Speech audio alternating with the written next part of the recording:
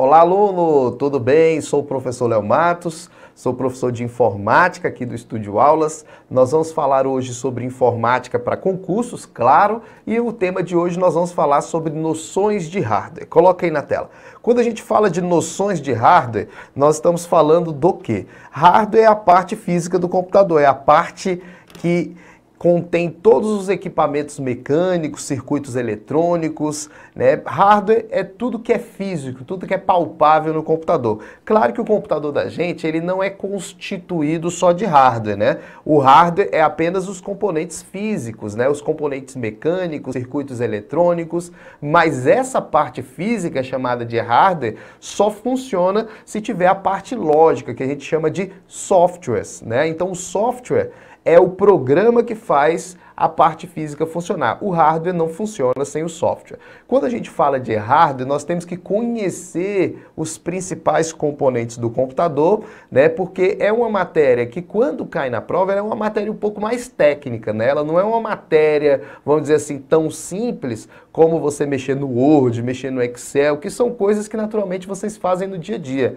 Hardware é uma matéria um pouco mais técnica, a gente tem que conhecer a função dos componentes para que a gente não erre essas questões de informática da prova. Então, quando a gente fala de hardware, é a parte física. A primeira coisa que a gente tem que lembrar na hora da prova, qual é o objeto principal dessa matéria? Claro, o computador. A gente está aqui para estudar o computador. E o computador é o quê? O computador é uma máquina eletrônica, né? Uma máquina que trabalha com informações digitais, que permite que a gente faça essas operações do nosso dia a dia. Então, o conceito de computador é que é uma máquina eletrônica. Só que não é uma máquina eletrônica qualquer, porque ela entende a energia elétrica de uma forma diferente, como vou mostrar para vocês aí. Bota aí na tela.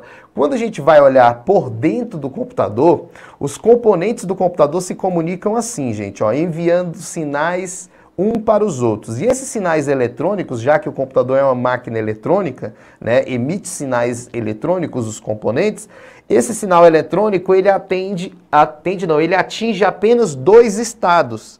E os dois estados é exatamente o quê? O estado alto e o estado baixo. Então esse tipo de sinal eletrônico aqui, esse tipo de eletricidade, pulsos elétricos que um componente emite para o outro, é o que a gente chama de sinal digital. Então, quando alguém fala assim, o computador é uma máquina digital, exatamente, porque os componentes internos trocam informações entre eles a partir de sinais digitais. E o que é um sinal digital? O sinal digital é aquele que atinge apenas dois estados. Ou o sinal é alto, ou o sinal é baixo, tudo bem? Aí alguns alunos ainda perguntam, professor, mas como é que você sabe que os componentes internos emitem sinais eletrônicos dessa maneira, um para o outro? Existe um equipamento, gente, chamado de osciloscópio. O osciloscópio, ele mede a oscilação, ele consegue analisar a oscilação da energia em componentes eletrônicos. Bota aí na tela. O osciloscópio, quando você coloca internamente no computador, ele mostra exatamente esse tipo de tensão eletrônica ao um componente falar com o outro dentro do computador. Então, esse aqui, ó, é o osciloscópio. Olha ele mostrando aí o sinal digital. Então, agora a gente já sabe que o computador trabalha a partir de sinais digitais e representam as suas informações a partir de uma linguagem que a gente chama de linguagem binária. Então, internamente no computador, todos os sinais eletrônicos são digitais. E o computador representa as informações como letras, números, imagens, textos, a partir de uma linguagem que a gente chama de linguagem binária. Tudo bem? O que é a linguagem binária? É a linguagem que representa apenas dois estados. Então, dentro do computador é tudo bonitinho, né? Dentro do computador não, na tela do computador é tudo bonitinho. Mas dentro do computador tudo é armazenado através da linguagem binária. Exatamente porque os sinais que são entendidos pelos componentes são sinais que atingem apenas dois estados, ou sinal baixo ou sinal alto. Então imagine, bota aí na tela, você tem um arquivo, esse arquivo na sua tela é tudo bonitinho assim, mas dentro do computador esse arquivo é representado a partir da linguagem binária. Esse arquivo aqui, vamos imaginar que seja representado internamente dessa maneira aqui. esse é o arquivo que vocês estão vendo na tela bonitinho, mas dentro do computador ele é representado a partir da linguagem binária, que é a linguagem dos zeros e uns. Zeros e uns. Ou seja, apenas dois tipos, né, de dados são entendidos pelo computador, ou 0 ou 1. Tudo bem? Isso é algo que a gente chama de linguagem binária. Então, dentro do computador, quando um arquivo é armazenado, ele é armazenado na forma da linguagem binária. Cada 0 e cada 1 desses tipos de dados aqui, gente, a gente chama de bit. Isso aqui é um bit. Esse aqui é outro bit, esse aqui é outro bit, esse aqui é outro bit, bit. Bit quer dizer o que na hora da prova? Dígito binário. Então, cada 0 e 1 da linguagem binária é chamado de bit. Bit quer dizer o quê? Dígito binário. E aí, quando eu tenho um conjunto de 8 bits, a gente chama esse conjunto de byte. Então, conceituando linguagem binária, é a linguagem dos zeros e uns. As informações são representadas a partir da linguagem binária e o nosso computador ele trabalha através de sinais eletrônicos digitais. Bit, quando chegar na hora da prova, bit, se for conceituar bit, bit é a menor unidade do computador, é a menor unidade de informação do computador. É a menor coisa que o computador pode entender, é o que a gente chama de bit. Então, cada 0 e cada 1 da linguagem binária é chamada de bit. Se a gente for analisar qual é a menor coisa que o computador consegue entender, um sinal eletrônico baixo ou um sinal eletrônico alto. E isso é representado no computador através da linguagem binária. O sinal baixo é 0, o sinal alto é 1. E cada sinal desse é o que a gente chama de quê? Bit. Bit é cada 0 e 1 da linguagem binária. É a menor coisa que o computador consegue entender, é um bit. Tudo bem? Então, bota aí na tela, o bit é a menor unidade de informação. É cada 0 e 1 da linguagem e ele é representado na informática com um B minúsculo. Tudo bem? O B minúsculo representa o bit. Já o byte é quando eu tenho um conjunto de 8 bits.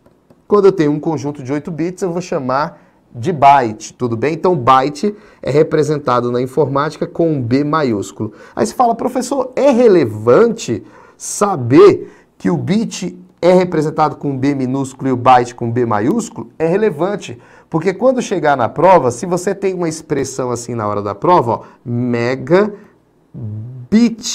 o B minúsculo, e aqui megabyte, B maiúsculo. Então tem muita gente que fala errado, porque vamos dizer assim, se tiver assim na prova M e o B minúsculo, vai ser chamado de megabyte. Se tiver um M e o B maiúsculo, vai ser... megabits quer dizer, desculpa. E quando tiver o B maiúsculo, megabyte. E o que tem a ver isso na hora da prova? Porque você pode errar uma questão por besteirinha. Tudo bem? Então, o MB minúsculo ele é muito usado para representar transferência de dados. Então, quando a gente vai usar na informática um termo para falar de transferência de dados, ou seja, velocidade, nós usamos o B minúsculo. MBPS. Já ouviram essa expressão? MBPS, que quer dizer megabits por segundo. O meu computador está transferindo dados a não sei quantos megabits por segundo, B minúsculo. Transferência de dados, velocidade. Quando tiver o B maiúsculo, usualmente na informática a gente usa para definir armazenamento de dados. Armazenamento de dados. Então, na informática, genericamente falando, quando tiver o B minúsculo, quer dizer transferência, velocidade. MBPS, milhões de bits por segundo, megabits por segundo. E MB maiúsculo, megabytes. Ou seja, nós estamos falando de armazenamento de dados. Olha aqui na tela, só para você entender melhor. Aqui tá as características do meu HD. São as propriedades do meu HD, as características do meu HD. O meu HD tem uma capacidade total de 577 gigabytes. bytes. Olha o B maiúsculo, bytes, porque nós estamos falando de armazenamento. Então você pode ver que o sistema mostra tudo B maiúsculo, porque ele está fazendo a expressão em bytes. Agora, quando a gente vai ver, por exemplo, a velocidade da nossa internet, olha aqui a velocidade da nossa internet. Ó. Eu estou aqui vendo a velocidade da internet a partir desse site Minha Conexão. E aqui ele está dando 17,79 megabits por segundo, B minúsculo, ó, megabits por segundo. Então, quando a gente fala de velocidade, taxa de transferência, velocidade da internet, B minúsculo. Quando a gente fala de armazenamento de dados, a capacidade do pendrive, a capacidade do HD, a capacidade de memória, de armazenamento, a gente chama de byte com B maiúsculo, tá? E aí você também não pode esquecer dos multiplicadores. Na hora da prova pode cair isso aqui, tá bom? Ó, a gente já viu que bit é cada 0 e 1 da linguagem binária. Quando a gente tem 8 bits, a gente chama de byte, tudo bem? Agora a gente não pode esquecer dos multiplicadores. Como assim, professor, multiplicadores? Nós temos um kbyte, nós temos o megabyte, nós temos o gigabyte e nós temos o terabyte. Esses multiplicadores, eles costumam cair em prova, tá? A gente acha que é besteirinha, mas cai. Daqui a pouco, quando a gente for fazer exercícios, você vai ver que cai. Então, veja, presta atenção. Quando a gente tem 1 kbyte, nós estamos falando de 1 quilo de byte. Tu vai lembrar, 1 quilo de byte. 1 quilo de byte é aproximadamente 1000 bytes. 1 quilo de batata. 1 quilo de batata não são 1000 gramas? Não é isso? 1 quilo de batata não são 1000 gramas? 1 quilo de byte, 1000 bytes. Tudo bem? Aproximadamente. Vocês vão entender mais pra frente por que eu falo aproximadamente. É porque o computador trabalha através da linguagem binária.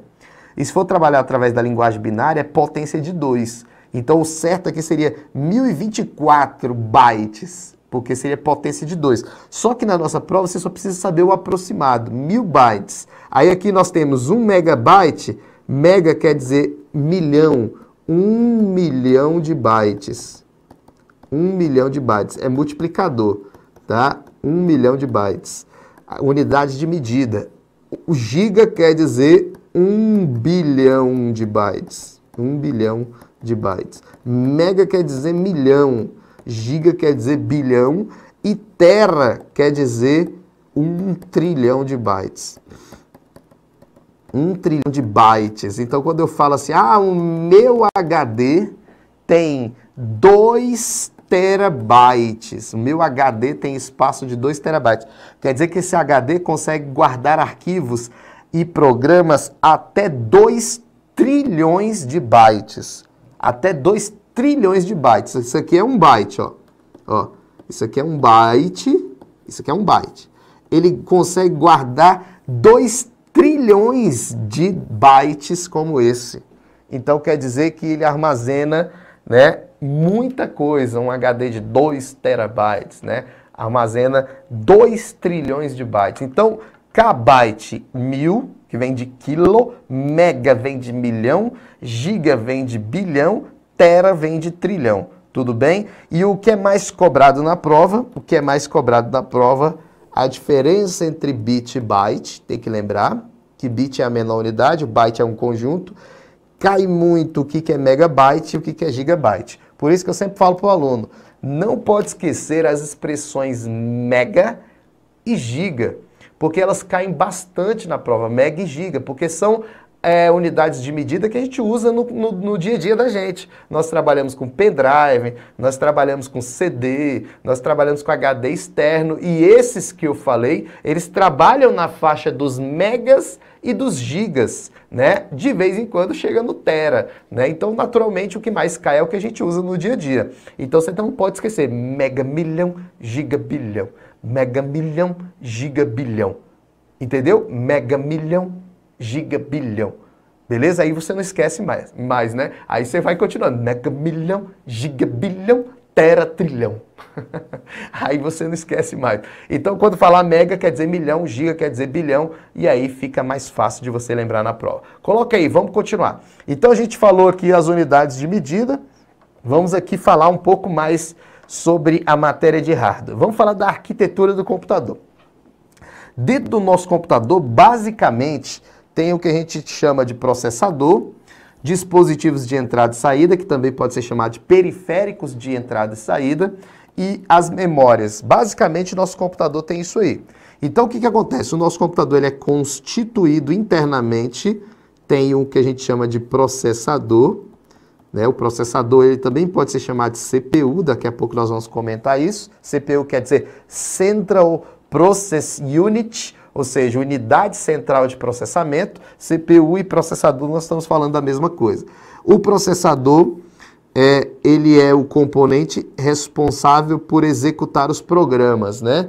Então, quando a gente manda executar um programa, um comando, é o processador que executa. E esse processador vai estar ligado a uma memória que a gente chama de memória RAM, né? Memória RAM do nosso computador.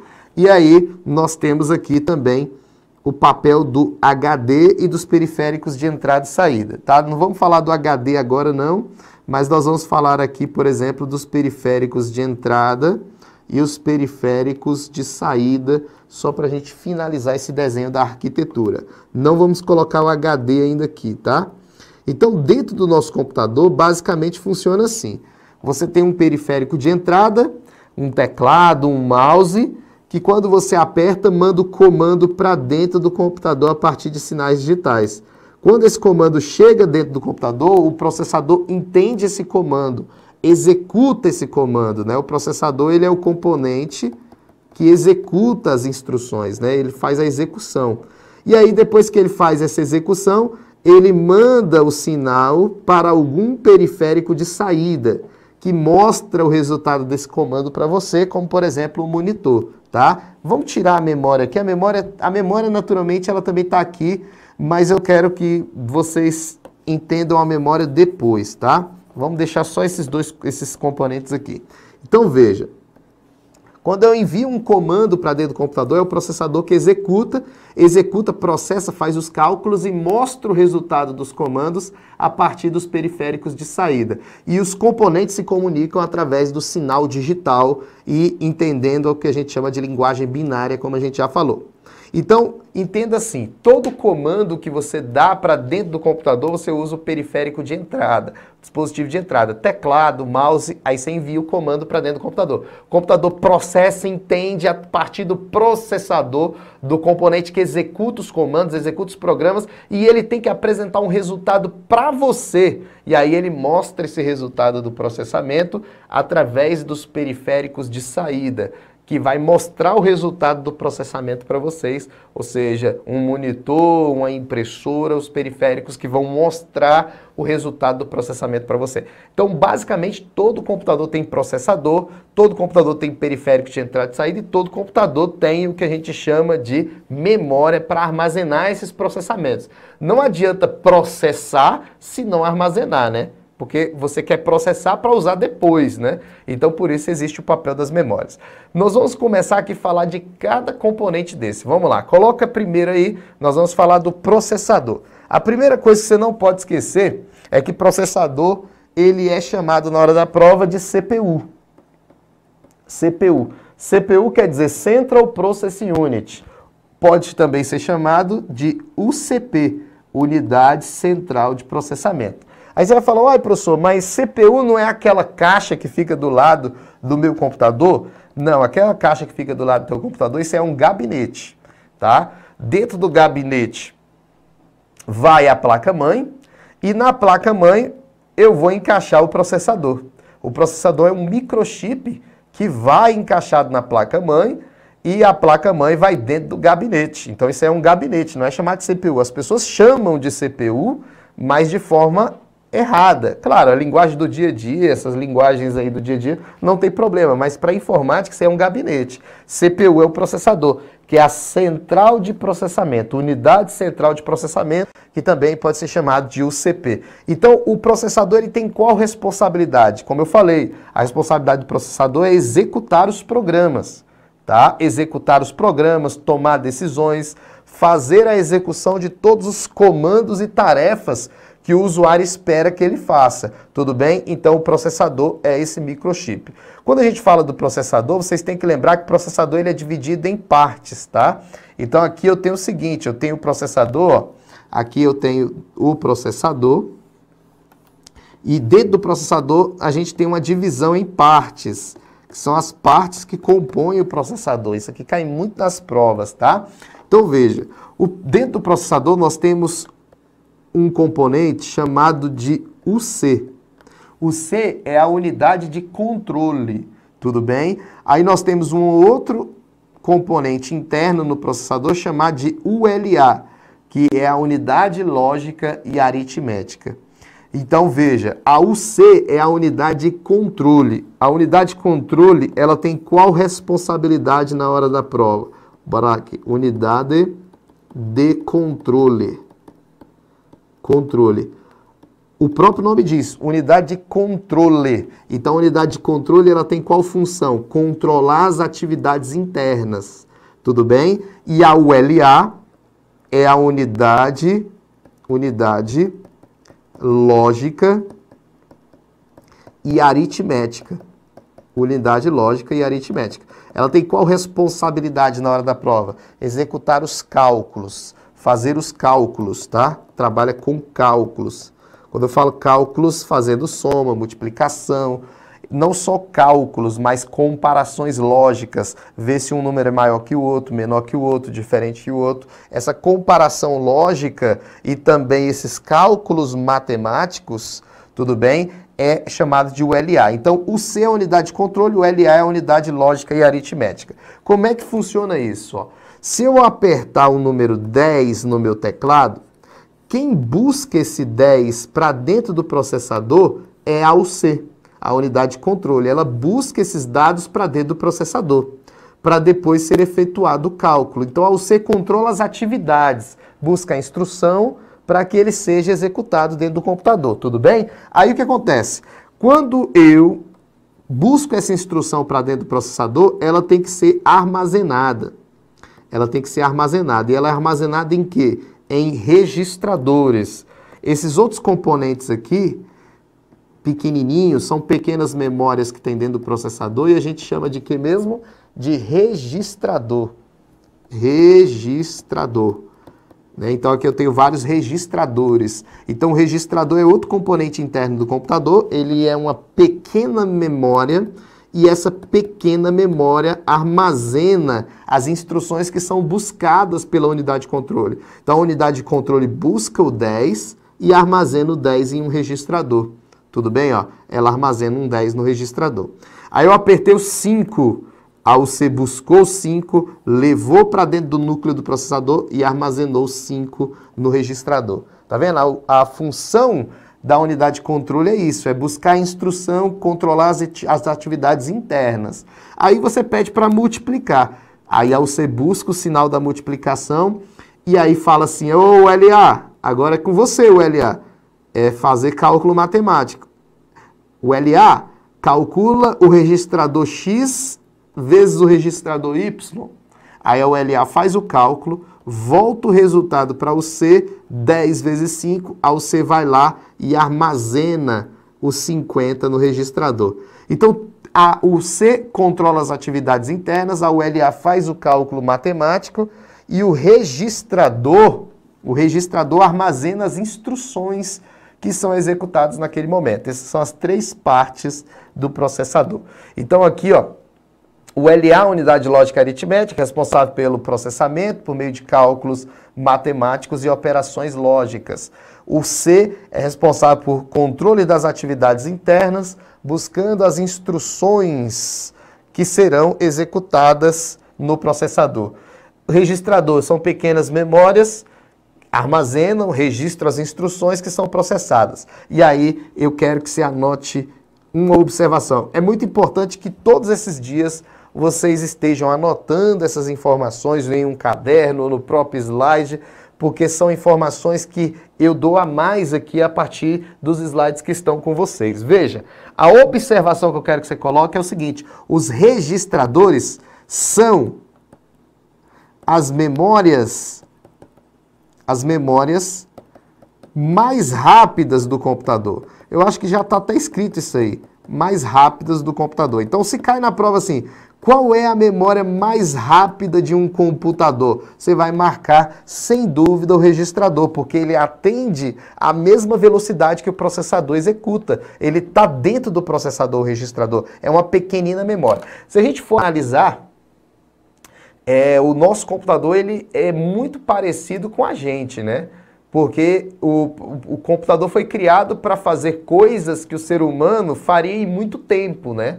Então, o computador foi criado pelo ser humano, então foi muito parecido com o ser humano. Se você for analisar, é muito parecido mesmo. O processador é o cérebro do computador. O processador, ele executa os comandos, ele executa todos os programas que você pede para ele executar. Então, o processador é o cérebro do computador. E se você for analisar, é muito parecido, porque vamos imaginar assim, você fala, Léo, ou seja, a informação entrou aqui pelos meus ouvidos, vamos dizer assim, e chegou ao meu cérebro que entendeu que você está me chamando. O processador é isso, ele entende, calcula, faz cálculos, executa comandos. Então, esse comando chegou aqui, Léo, certo? A mesma coisa do cálculo. Você fala assim, Léo, pega o número 10. Aí o 10 entrou aqui na minha cabeça. Léo, qual foi o número que eu te falei? Aí eu vou falar 10. Ou seja, eu processei e armazenei. O nosso computador processa e armazena no registrador. Armazena nas memórias. Processa, armazena. Aí você fala, qual foi o número que eu te falei, Léo? Eu vou falar, ó, eu lembro que foi o 10. Pega esse número aí e multiplica por 20. Aí eu vou lá e faço o cálculo, que é o que a ULA faz o cálculo matemático. Qual foi o resultado, Léo? Aí eu falo, tal resultado. Qual foi o resultado mesmo? Tal resultado. Como é que eu lembro do resultado? Porque processou, armazenou. Processou, armazenou. O nosso computador é exatamente isso. Tudo bem? Bota na tela. Então, a função do processador, nós já entendemos. O processador também tem uma informação importante, que é o que a gente chama de clock. O que seria o clock do processador? Vamos lá. Como eu fiz um desenho para vocês, esses desenhos eu gosto de fazer porque ficam na memória de vocês. O nosso computador é constituído de processador e eu falei para vocês que tinha uma tal de memória RAM, que depois nós vamos falar um pouco mais sobre ela. E aqui vamos imaginar que nós temos um outro componente do computador chamado de HD. Cada componente desse tem uma função interna no nosso computador, né? Então vamos aqui já falar um pouquinho desses componentes aqui. O processador você já tem a função dele. Qual é a função do processador? Executar os programas. Professor, o processador é para processar? Exatamente, processar é entender, calcular, executar programas, executar comandos. Então a função do processador é executar as instruções. Instruções aqui no sentido amplo. Instruções aqui, no caso, seria os programas e comandos. Programas. E esses programas, eles ficam armazenados em qual lugar? Os programas ficam armazenados em qual lugar, gente, no nosso computador? Os programas ficam no HD, professor. Então, o HD ele tem qual função na hora da prova? O HD ele tem a função de armazenar os programas. Então, os programas de vocês ficam no HD do computador. Armazenar os programas de forma permanente. Então, o HD armazena os programas de forma permanente. Beleza? Então, se perguntar na prova, em qual lugar ficam armazenados os programas? No HD. De forma o quê? Permanente. Só que quando você executa o programa, quando você abre o programa vem para a memória RAM. Então, a memória RAM também é uma memória, claro. E qual é a função de uma memória? Armazenar. Toda memória armazena. Então, armazenar os programas também. Uai, professor, então a memória RAM tem a mesma função do HD? Não, exatamente. O HD armazena os programas de forma permanente. A memória RAM armazena os programas de forma temporária. Aí você fala, por que temporária, professor?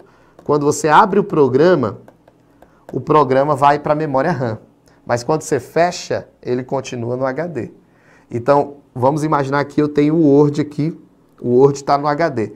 Quando eu executo o Word, o HD envia as instruções necessárias para a execução do Word para a memória RAM.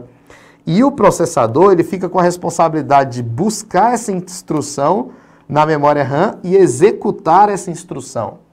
E aí o processador executa a instrução. Então o processador faz o quê? Ele busca a instrução e executa a instrução. Busca e executa. Busca e executa. Então o HD armazena os programas de forma permanente, mas quando o programa está em execução, quando ele está no momento que ele está na tela aberto, em processamento, ele está na memória RAM. Armazena os programas de forma temporária, no momento da sua execução. E qual é a função do processador? Busca e executa. Essa busca e execução aqui, essa busca e execução é o que a gente chama... Opa! Ih, saiu. Estava tão bonitinho. É o que a gente chama de ciclo de operação, galera. Então, o processador faz o que mesmo? Só voltando aqui, lógico que eu vou fazer rapidinho. O processador faz o que então? Ele busca a instrução e executa a instrução. Estava tão bonito. Busca e executa. Busca e executa. Quando ele fizer todos esses ciclos aí, busca e executa, aí o programa aparece na tela. Tudo bem? Essa busca e execução é o que a gente chama de ciclo de operação. A cada ciclo de operação, executa uma instrução. A cada ciclo de operação, executa uma daquelas instruções que estão lá. O programa ele é um conjunto de várias instruções, né? Ele é um conjunto de várias instruções. Então, busca e executa, busca e executa, busca e executa, aparece o Word na tela de vocês. Tudo bem? E aí, a velocidade com que o processador faz esses ciclos, a velocidade com que ele busca, executa, busca, executa, busca, executa, é que determina se o seu computador é rápido ou se o seu computador é lento. E essa velocidade aí é o que a gente chama de clock. Clock é a frequência com que o processador executa os ciclos a cada segundo. Clock é a frequência com que o processador executa cada ciclo desse em um período de tempo. Então, a gente tem que lembrar de megahertz e de gigahertz, que são as unidades que caem na prova. Quando a gente fala megahertz, quer dizer milhão, a gente já sabe, 1 milhão de ciclos executados por segundo. Quando a gente fala gigahertz, nós falamos de bilhão, megamilhão, lembra? Megamilhão, gigabilhão, megamilhão, gigabilhão. Megahertz, milhão, gigahertz, bilhão. Lembra disso? Então, vamos chegar aqui no momento que eu quero aqui que vocês entendam. Veja, clock é a frequência com que o processador consegue executar os ciclos de operação a cada segundo. Então, se você chegar na prova e tiver assim na prova, ó, só para você entender, Intel, vai estar lá assim na prova, ó, Intel 2 GHz. Vamos aqui, 2 GHz. Intel 2 GHz. O que quer dizer isso na hora da prova? Aí vai estar assim, ó, processador Intel 2 GHz Core i3. Vamos imaginar assim. Então, quando tiver isso aí na hora da prova, porque cai isso aí na hora da prova, você tem que lembrar que Intel é o fabricante do processador. A Intel é o fabricante do processador. Existem outros fabricantes, como a AMD, mas esse aqui é o fabricante do processador. Core i3 é a marca e modelo do processador. É uma série Core i, né? Core i3, Core i5, Core i7. Depois nós podemos falar um pouco sobre isso. E 2 GHz é a frequência, ou seja, é o clock. É a frequência com que o processador executa os ciclos por segundo. E isso aqui quer dizer o quê? Que esse processador aqui executa 2 megamilhão, gigabilhão. 2 bilhões de ciclos daquele que eu desenhei para vocês por segundo. Então, imagine se o processador é rápido, hein? 2 bilhões de ciclos. Busca, executa, busca, executa, busca, executa, busca, executa, busca, executa. 2 bilhões de ciclos executados a cada segundo esse processador que eu fiz aqui. E aí você não pode esquecer, Antigamente, o processador, ele trabalhava só com um núcleo, né? O processador que ele está segurando aqui, esse aqui tem um núcleo só. É o que a gente chamava de processador de single core, um núcleo. Hoje, processadores trabalham com 2 núcleos, 4 núcleos, 6 núcleos, 8 núcleos, sempre em par, né? Bota aqui na tela. Então, por muito tempo, o que determinava a velocidade do computador, o que determinava ali se o computador era rápido ou era lento, era a frequência. Então, você comprava um computador, você falava, cara, esse computador aí tem um processador de quantos gigahertz? Aí você tinha um processador lá de 800 megahertz, 800 milhões de hertz, milhões de ciclos. Você sabia que esse computador era mais lento do que o outro processador que tinha um processador de 2 GHz. 800 MHz, quer dizer 800 milhões, é mais lento que um computador que tem 2 GHz, 2 bilhões. Então, por muito tempo era isso que ditava a velocidade com que o seu computador ia executar os seus programas e comandos. Hoje não. Hoje nós temos processadores com núcleos. Bota aí na tela. Então, esse processador aqui de um núcleo é antigo. Nós temos processadores hoje de 2 núcleos, 4 núcleos, 8 núcleos. Então, hoje o que determina a velocidade não é só a frequência, o clock. Hoje também é a quantidade de núcleos. Então, se cai na prova assim, por exemplo, ó, Intel Pentium 4, 2.1 GHz. Aí cai lá na prova assim também, ó, Intel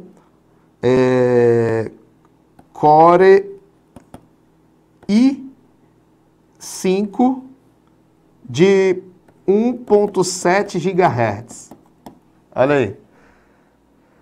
Tá vendo aí? Então veja, o fabricante é o mesmo, Intel.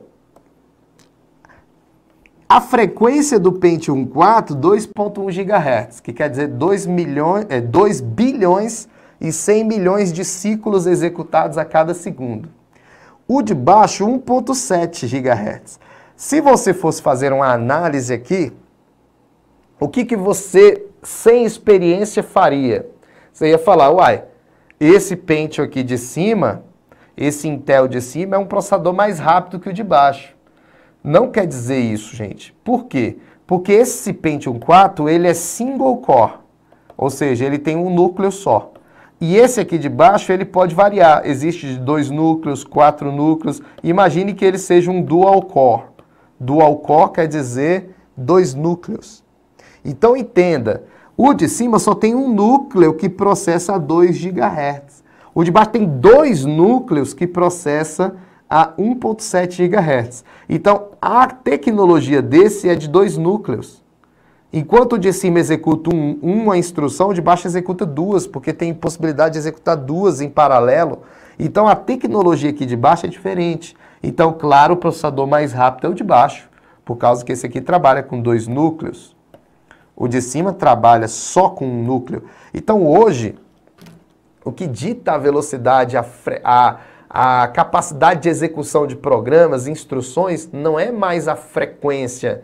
É a frequência, beleza, mas tem que analisar se é 2 núcleos, dual core, 4 núcleos, quad core, 8 núcleos, octo core. Então tem que avaliar a quantidade de núcleos, não só a frequência. Entenderam essa ideia? Sobre o processador, quando a gente voltar, a gente já fala de mais arquitetura do nosso computador. Abraço!